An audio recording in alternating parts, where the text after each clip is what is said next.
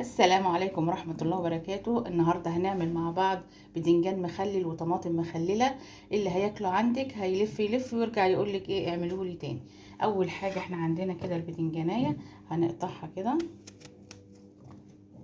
وهنبدأ نحطها في اغسلها الاول، وبعدين احطها في مية واحط فيها شوية ملح واحطها على النار عشان البدنجان بتاعي يتسلق.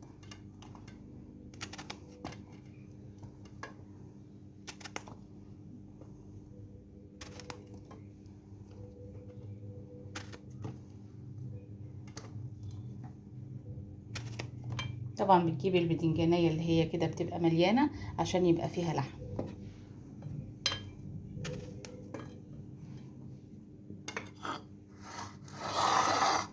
هسلق بقى البدنجان ونرجع مع بعض نعمل الخلطة الجميلة اللي هتعجبك قوي وتعجب ضيوفك ان شاء الله. بقى نشوف الخلطة بتاعتنا عبارة عن ايه. اول حاجة عبارة عن توم مدقوق. عندي هنا فلفل، برضو فلفل مدقوق، وقرن فلفل حار.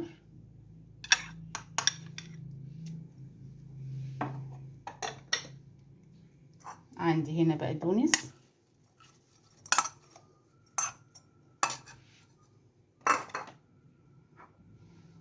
عندي بشر جزر.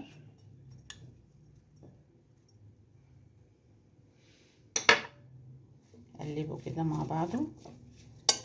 عندي هنا كمون وكزبرة ناشفة، يعني البهارات بتاعتي كمون وكزبرة ناشفة. عندي ملح.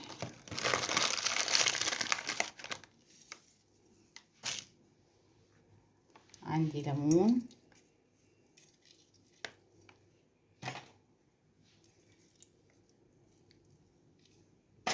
كله كده مع بعضه.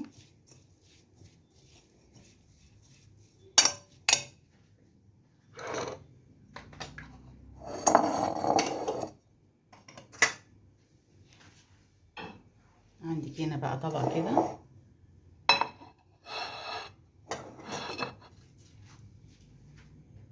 عندي البدنجان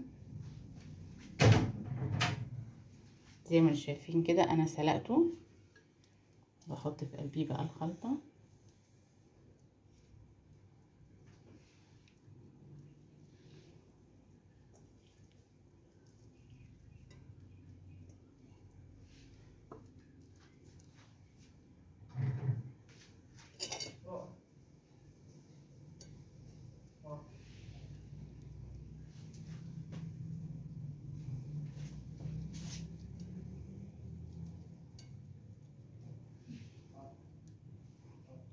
عندي بقى كده الطماطم، انا بقطعها كده 3 فتحات، وببدأ برضو احط فيها الخلطة كده.